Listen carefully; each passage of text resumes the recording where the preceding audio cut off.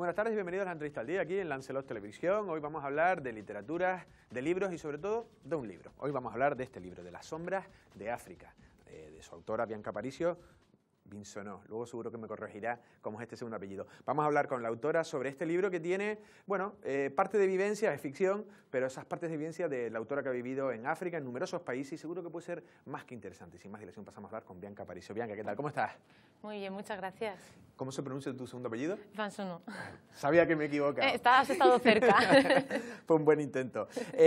Bianca, bueno, en primer lugar, tú me dijiste que residiste o que viste muy poco tiempo, ¿no?, entre Lanzarote y Fuerteventura, creo que me decías el otro día, pero que tu familia vive aquí, que tienes una relación. Ahora mismo estás promocionando el libro, ¿no? Sí, ahora mismo llevo unos días aquí de promoción en la isla y los estoy disfrutando mucho porque para mí siempre es un placer tener una excusa para volver a esta tierra. Vale, probablemente al final de la entrevista lo volvamos a recordar, pero para la gente, ¿se presenta hoy? ¿Dónde se presenta? Se presenta a las 8 en la Biblioteca Municipal de Playa Blanca y, bueno, por supuesto está todo el mundo invitado. Allí más o menos disertarás un poco de lo que va. Sí, hablaremos un poquito de lo que trata la novela, de lo que ha sido el proceso creativo, para que todo el mundo conozca un poco el procedimiento que lleva a escribir una novela. Contaré anécdotas también del país, de los países que he visitado. Ahora nos contarás algunas. Y luego pues seguiremos charlando un poquito, habrá algo de picoteo para que el que tenga ganas de hablar un poquito más, pues ya me cuente. Pues todos los que no puedan ir esta tarde a Playa Blanca, porque seguro que alguno que te verá querrá ir, pero los que no puedan ir, vamos a ir directamente un poco al libro. Coméntanos un poco de qué va el libro, para la gente que se puede enganchar. Bueno, pues Las sombras de África es una historia muy profunda y empieza narrando la historia de un africano, Kofi, que es secuestrado de su aldea y lo encierran en uno de los fuertes en los que encerraban a los esclavos para ser embarcados rumbo a las plantaciones de azúcar en América. Entonces, bueno, Kofi está allí encerrado, está esperando su turno para embarcar, pero tiene la oportunidad de escribir unas cartas a su familia que ha quedado fuera. Eso es lo que a él le da fuerza cada día para levantarse y seguir luchando.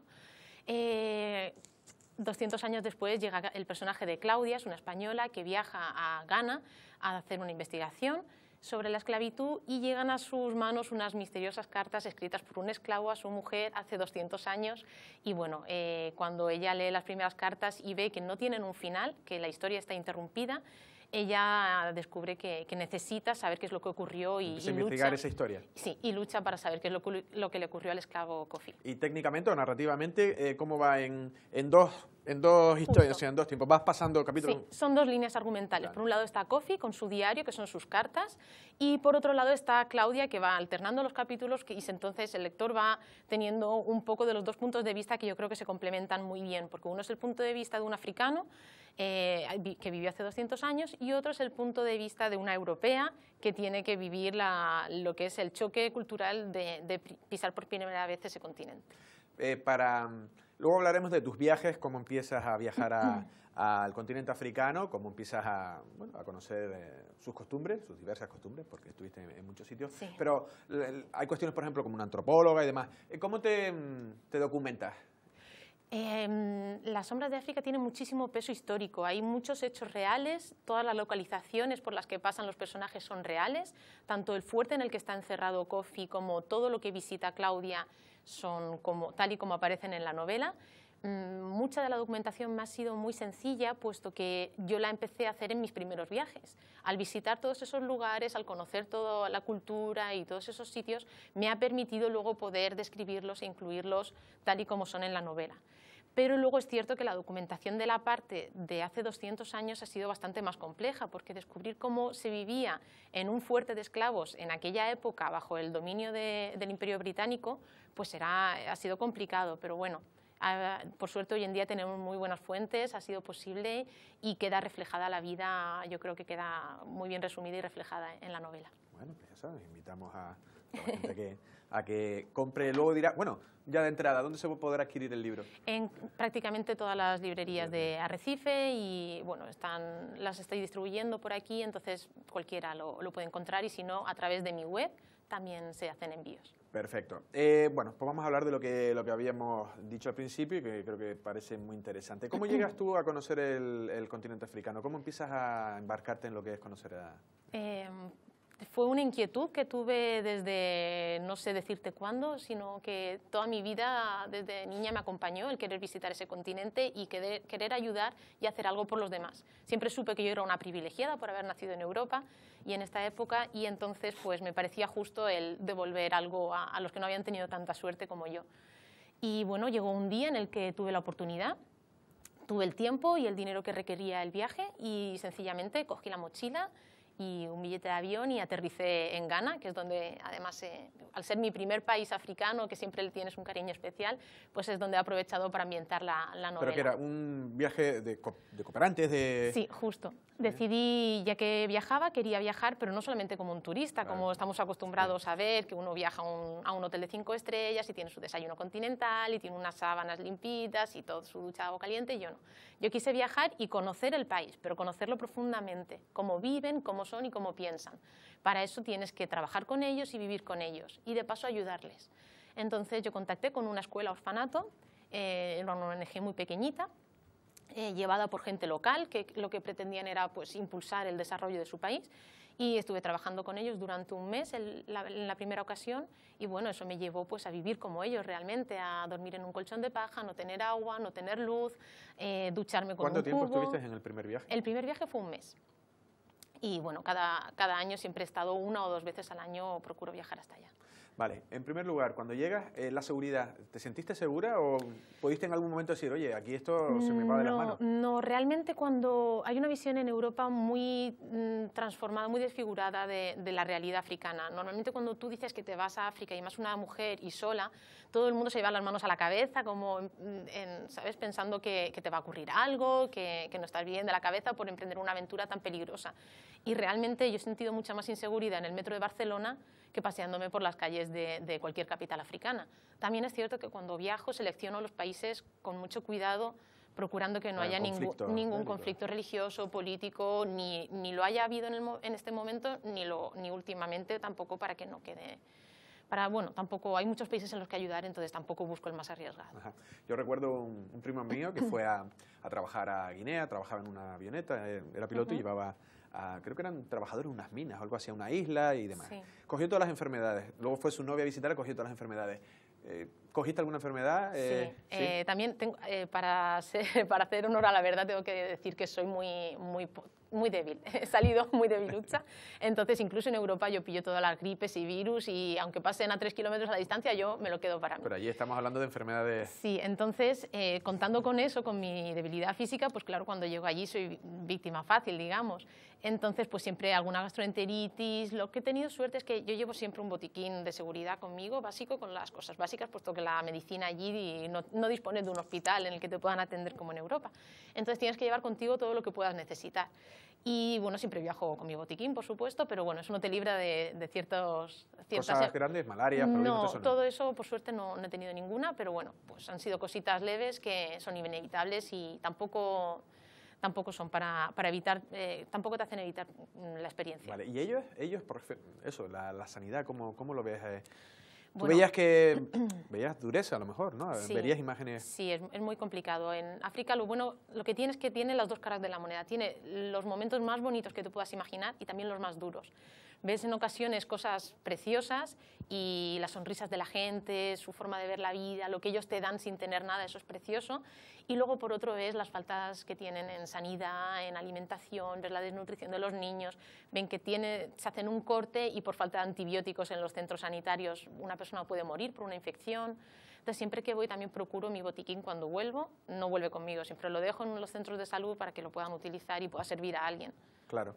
Ahí lo que estabas diciendo, nosotros hay una noticia muy recurrente que hacemos todos los veranos y es que, no sé si sabes, aquí el Puente de las Bolas, toda la parte aquí del litoral de Arrecife, pues los niños se tiran de arriba cuando hay marea alta y tal. Y nosotros, bueno, el director de la cadena siempre dice que ese es el estado de la felicidad, que el niño, prescindiendo de cualquier cosa, de juguetes o de cosas, sino lo que es como lo más elemental. Sí. Me imagino que esa imagen se dará allí, ¿no? El niño que no conoce ni lo que es la pobreza ni lo que es la riqueza, me imagino que ese tipo de imagen se dará mucho por allí. Allí es donde he visto la felicidad más pura que haya podido ver ni en ningún otro lugar, porque no tienen unas necesidades creadas a partir de un consumismo que podamos tener nosotros. Ellos sencillamente viven, disfrutan de lo que tienen, no piensan en lo que les falta. Entonces, al europeo le llama muchísimo la atención cuando ve eso, porque nosotros siempre estamos necesitando un móvil nuevo, un coche nuevo, la casa más grande, siempre necesitamos más y más y más. Y ves que gente que no tiene nada, pero las cosas más básicas que tú puedas pensar, les faltan. Y sin embargo, siempre tienen una sonrisa, siempre están cantando, están bailando, celebrando cualquier mínima cosa. Y yo me considero muy afortunada de haber podido vivir esa experiencia porque me ha enseñado mucho. Esa forma de pensar me la he quedado para mí, aunque haya vuelto para acá, me la he quedado conmigo para poder disfrutar la vida tal y como lo hacen ellos. Ajá. ¿Cómo es la vida vamos a hablar de una persona de clase trabajadora? Estamos hablando de Ghana, pero Togo, has dicho otros países. Por ejemplo, sus viviendas, ¿tienen luz, tienen agua? ¿En qué condiciones viven? Hay que diferenciar mucho de las zonas de la capital al extrarradio, que son aldeas rurales. La capital tiene unas mejores condiciones, también tiene mucha suciedad, muchísima falta de higiene por la acumulación de gente, pero sí que tienen más fácilmente acceso a luz y agua. En cuanto te sales un poquito de ese pequeño radio, ya son kilómetros y kilómetros de zonas rurales en las que no tienen absolutamente nada. Incluso gente que trabaja para el gobierno o para cosas importantes viven en una aldea con un techo de paja y poco más. Y sin embargo ellos lo tienen muy asumido, son muy felices con ello, que no quita que a causa de eso se dan situaciones dramáticas, como que llegue la lluvia y se lleve el tejado de una casa y no tienen dinero para comprar más paja y repararlo. Entonces, por eso siempre digo, ves el conformismo por un lado que les lleva a la felicidad, pero por otro también los problemas que ello les causa. Ajá. Sin querer que tú meterte en donde nadie te llama, me refiero, pero ¿cómo ves tú la relación de los países poderosos con respecto a África? Tú estando allí, ¿qué es lo que hacemos mal nosotros si hacemos algo mal, para no dejar que se desarrollen? Que hay teorías que dicen que no los dejamos. Bueno, no soy una experta en política, pero en mi opinión está claro que hay un abuso de ciertos países o conjuntos hacia los más pobres, que son ellos. En este caso, yo creo que hay intereses para que ellos permanezcan así. Empresas. Sí, hay empresas y gobiernos que tendrán sus intereses económicos para que eso permanezca así y, de hecho, yo opino que en los gobiernos africanos también lo hay, no solo desde Europa, sino también ellos mismos. Se ve claramente que al gobierno africano de cada país no le interesa que su población se desarrolle porque podrían votar a otros y podrían elegir otras opciones que no interesa al presidente. Entonces, el acceso a la educación es muy complicado, la gente no sabe leer, no sabe escribir, no tiene medios de desplazarse, por supuesto. Entonces, eso conlleva que no puede votar, siempre hay una mayoría para el mismo presidente y se acaba haciendo como una especie de dictadura. Yo creo que todo eso interesa a ciertas personas y por eso sigue manteniéndose. No, la verdad que sí, ¿no?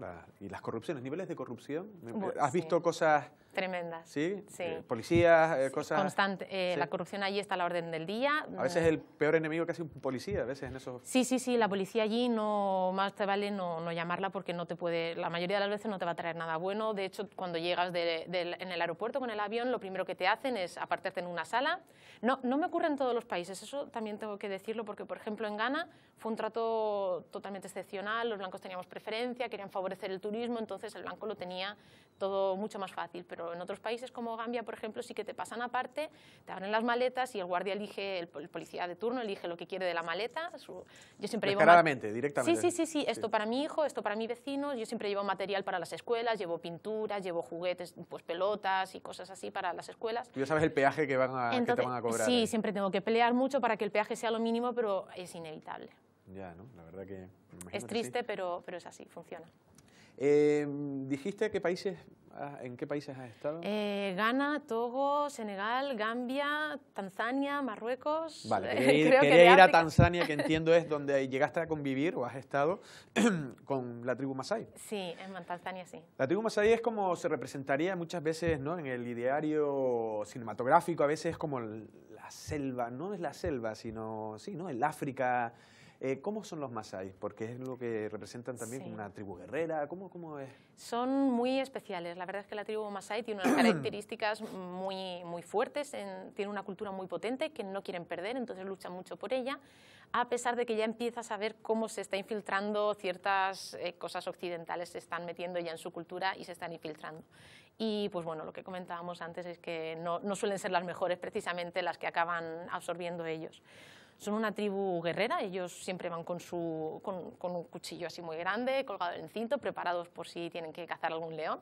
Y bueno, son una tribu muy machista. Eso te iba a decir, la mujer, ¿cómo? El papel de la mujer, el hombre se limita sencillamente a organizar su familia y a ser el padre de familia, y son los hijos y las mujeres las que llevan toda la carga. Las mujeres son las que se encargan. Sí, ¿no? El marido suele tener varias mujeres, todas mucho más jóvenes que él, que además cuando él fallece, que suele ser pronto porque es más mayor, deja pues a lo mejor a 8 viudas o a 6 viudas, todas con un montón de hijos porque allí no hay métodos anticonceptivos, y el peor inconveniente es que la familia del muerto, del fallecido, es el que se queda las propiedades. Entonces las mujeres se quedan con muchos hijos que alimentar y ni siquiera un techo donde cobijarse. Y sin embargo son ellas las que tienen que ir a por el agua, las que tienen que ir a por la leña para poder cocinar. Los hijos son los que cogen el ganado porque la riqueza de ellos son sus vacas.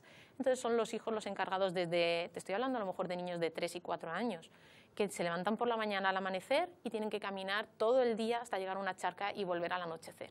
Yeah. Eso complica mucho el acceso a la educación porque tienen que encargarse de sus vacas. No sé si se puede establecer un paralelismo. El otro día tenemos aquí un misionero, bueno, era de La Palma, es de La Palma, sí. Y él está, bueno, su función es un poco adentrarse en el Amazonas hasta puntos donde casi no ha llegado la civilización, no, o la cultura occidental, por decirlo de una manera.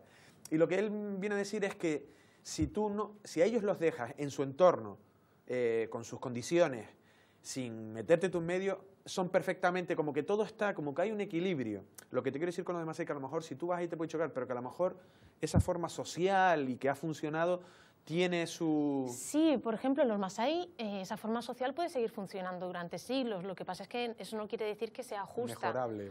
Que no sea justa, porque puede seguir funcionando, pero a mí no me parece justo que sea siempre la mujer la que tenga que levantarse al alba y acostarse al anochecer, y luego encima que no tenga ningún derecho y quedarse desvalida en caso de que su marido fallezca, que es lo que ocurre siempre. Entonces, por eso desde la organización no queremos cambiarle. Yo siempre trabajo desde el respeto, nunca quiero cambiarle las costumbres porque yo no soy quien para decidir qué es lo que está bien hecho y qué es lo que está mal. Pero sí que tengo mi visión de qué es lo que es justo y de qué es lo que no. Entonces yo procuro actuar sobre eso. Si considero que las mujeres están siendo tratadas injustamente, lo que hacemos con la organización Carpio Pérez, que es la que trabaja en Tanzania, pues lo que hacemos es comprarle gallinas y cabras a esas mujeres para que por lo menos tengan carne, huevos y leche para poder alimentar a sus hijos. No les vamos a cambiar las costumbres, no les vamos a decir esto se hace así, esto lo hacéis mal, todo eso nosotros nos quedamos fuera, nos quedamos aparte, pero por lo menos que no pasen hambre ni necesidad y esos niños estén mínimamente nutridos. Sí, ¿no? Un masái, por ejemplo, si viene para acá, ¿cómo nos ve o cómo sería su vida si alguna vez emigran? Los africanos tienen mucha facilidad de adaptación. Entonces, bueno, se adaptaría como cualquier ser humano, pero tendría que ser... Siempre me ha parecido muy divertido pensar cómo nos vería un africano, porque cuando viera cosas como sencillamente abrir un grifo y que salga un chorro de agua, sí, y encima caliente, yo creo que tiene que ser una experiencia increíble. Pero bueno, yo creo que también no significa que ellos tengan que venir aquí, sino que cada uno debe tener unas condiciones dignas de vida en su país, en su lugar, para no tener que emigrar. Yo creo que más que acogerlos y decirles venid aquí, que nosotros os proporcionamos una vida digna, yo creo que habría que trabajar para hacerla en su país y que ellos no tengan necesidad, porque muchas veces ellos no quieren salir. Si ellos tienen su costumbre, tienen su clima, tienen su idioma, tienen todo, y encima pueden tener acceso a trabajo, sanidad y educación, no deben de tener que salir de un país si ellos no quieren. Ya. Otra cosa ya también un poco más lúdico, no el ocio, porque me imagino que en determinados poblados pues mucho ocio, bueno, el ocio que puede ser la relacionarse, sí, o leerte un libro, pero el hecho, por ejemplo, el África de escenarios, o sea, ¿qué has tenido sensaciones? ¿Qué has visto por ahí también? Me refiero a naturaleza. Bueno, es un continente precioso, impresionante, desde desiertos hasta selvas en las que llueve día y noche, de lo más verde a lo más seco, de unas playas paradisíacas en Zanzíbar como a montañas en el Kilimanjaro. Es que puedes ver cosas tan distintas y tan bonitas que te llegan a quitar la respiración. Yo siempre procuro, aparte de que cuando estoy en África voy a trabajar, procuro sacarme un huequito, a lo mejor un fin de semana, para escaparme a tal sitio y hacer una visita, porque bueno, siempre me gusta volver con unos momentos atesorados para mí, para luego cuando estoy aquí. ¿Has hecho fotografías? Hago algunas cuantas fotografías siempre, no es que sea Sí, yo no, muy artista, pero bueno, siempre no me falta nunca la cámara porque no sabes dónde te puedes encontrar una sonrisa preciosa de un niño o un momento de una madre cogiendo a su bebé o un paisaje que te deja sin palabras. ¿Y animales has tenido alguna situación? Porque me imagino que la naturaleza bruta tiene lo que tiene, ¿no? Sí, los animales, bueno, te pasa de todo. Desde en Gambia, por ejemplo, que tengo mi colchoncito de paja tapado con la mosquitera para que no me piquen los mosquitos. Sí. Y llegar a acostarme y oír ruidos raros y salir asustada allí. Y es que se había metido un pollo entre la pared y la cama y el pobre se había metido de cabeza y no podía salir, una gallina así de gorda. Y claro, el susto que tú te pegas de noche a oscuras oyendo ruidos que no sabes ni lo... Y el pobre estaba allí intentando salir desesperado. Bueno, pero un pollo, eso te puede pasar aquí. Sí, eso fue gracioso, pero cuando me pasó con hienas y leones en Tanzania no fue tan gracioso, porque claro, cuando oyes un rugir, un león, y lo único que te separa a lo mejor es una telilla de la tienda de campaña y lo estás oyendo y dices, esto lejos no está, es que como tenga hambre con dar un zarpazo, vamos, la tienda y yo y todos para adentro. Pues sí, ¿no? Ya me han dicho que nos hemos ido de tiempo. Bianca, no sé, última pregunta, venderte un poco, quien quiera, en primer lugar, te iba a decir quien quiera acudir esta tarde, pues ahora lo recordaremos, pero quien quiera comprar el libro, ¿qué se va a encontrar?